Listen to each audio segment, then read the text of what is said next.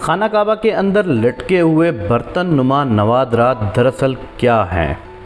ہم میں سے اکثر لوگ جب خانہ کعبہ کے اندرونی مناظر دیکھتے ہیں تو جو چیز ہم کو سب سے زیادہ عجیب لگتی ہے وہ پرانے برتن نما نوادرات ہیں۔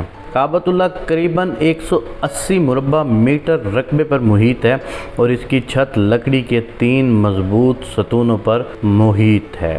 ستونوں کی لکڑی دنیا کی مضبوط ترین لکڑیوں میں سے ایک ہے اور صحابی رسول حضرت عبداللہ بن زبیر رضی اللہ تعالیٰ عنہ نے لکڑی کے یہ تینوں ستون بنوائے تھے۔ گویا اس وقت تک ان کو تقریباً 1350 سال گزر چکے ہیں۔ ان کی رنگت گہری بھوری ہے۔ لکڑی کے ہر ستون کا عمود محیط تقریباً 150 سینٹی میٹر اور قطر یعنی موٹائی 44 سینٹی میٹر ہے۔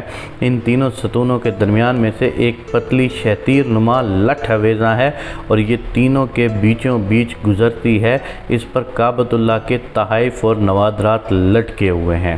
یہ برتن نما نوادرات مختلف اسلامی ادوار کے دوران اسلامی ممالک کے سربراہان کی طرف سے کعبہ شریف میں پیش کیے جانے والے نوادرات ہیں۔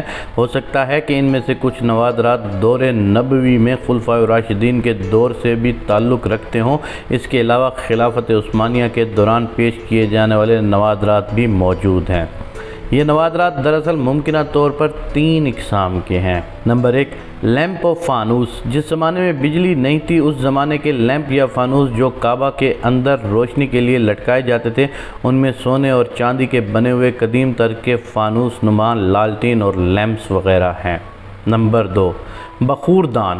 ان میں عود، لوہان اور بخورات سلگانے والے برتن یا بخور دان بھی شامل ہیں جن میں یہ خوشبودار بخورات سلگائے جاتے ہیں۔ یہ ایک قدیم روایت ہے۔ کعبۃ اللہ کو آج بھی عود و عنبر و دیگر قیمتی بخورات کی دھونی دی جاتی ہے اور غلاف کعبہ کو عود و عنبر و دیگر قیمتی عطریات کے امیزے سے معطر کیا جاتا ہے۔ نمبر 3، ممکنہ طور پر ان میں غسل کعبہ کے دوران استعمال ہونے والے عرق کے گلاب و عطریات کے برتن بھی شامل ہو سکتے ہیں۔ یہ نوادرات کیونکہ دور نبوی اور خلافت راشدہ سے لے کر مختلف سلاطین اور اسلامی حکمرانوں کی طرف سے وقتاً فوقتاً پیش کیے جاتے رہے ہیں، اس لیے ان کو بطور احترام یہاں سے ہٹایا نہیں گیا اور ان کو بدستور کعبۃ اللہ کے اندر موجود رہنے دیا گیا ہے۔ خانہ کعبہ کی 2 چھتیں ہیں، ایک اندرونی اور دوسری بیرونی۔ بیرونی اضافی چھت خانہ کعبہ کو مزید مضبوط بنانے کے لیے تعمیر کی گئی تھی۔ دونوں چھتوں کے درمیان 1 میٹر سے زائد کا فاصلہ رکھا گیا ہے۔ کعبہ میں ایک صندوق بھی ہے جس میں مختلف فرما نواؤں کی طرف سے پیش کیے جانے والے کعبہ کے قدیم ہدایہ محفوظ ہیں۔ الحرمین شریفین صدارت نے مزید بتایا ہے کہ کعبہ کے دائیں جانب اندرونی حصے میں رکن شامی ہے۔ اس میں ایک سیڑھی ہے جو مستطیل نما کمرے کی جانب جاتی ہے۔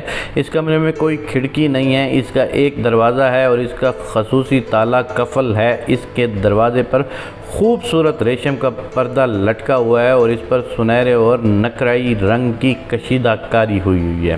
صدارت نے یہ بھی بتایا ہے کہ کعبے کا اندرونی فرش سنگ مرمر کا ہے۔ یہ زیادہ تر سفید ہے، تاہم سنگ مرمر کے دوسرے رنگوں کے ٹکڑے بھی فرش پر لگے ہوئے ہیں۔ کعبے کا اندرونی حصہ خوبصورت سنگ مرمر کے ٹکڑوں سے مزین ہے اور سرخ رنگ کی ریشم کے پردے سے ڈھانپا ہوا ہے۔ اس پر سفید رنگ سے عربی میں عبارات اور اسماء حسنہ لکھے ہوئے ہیں۔ اسی پردے نے کعبے کی چھت کو بھی ڈھانپ رکھا ہے۔ کعبے کے اندر 8 پتھر ہیں، ان پر خط سلس میں عربی عبارتیں کنند ہیں۔ ایک پتھر پر خط کوفی میں عربی عبارت لکھی ہوئی ہے۔ یہ خوبصورت لکھائی 6 صدی ہجری کے بعد کے دور سے تعلق رکھتی ہے۔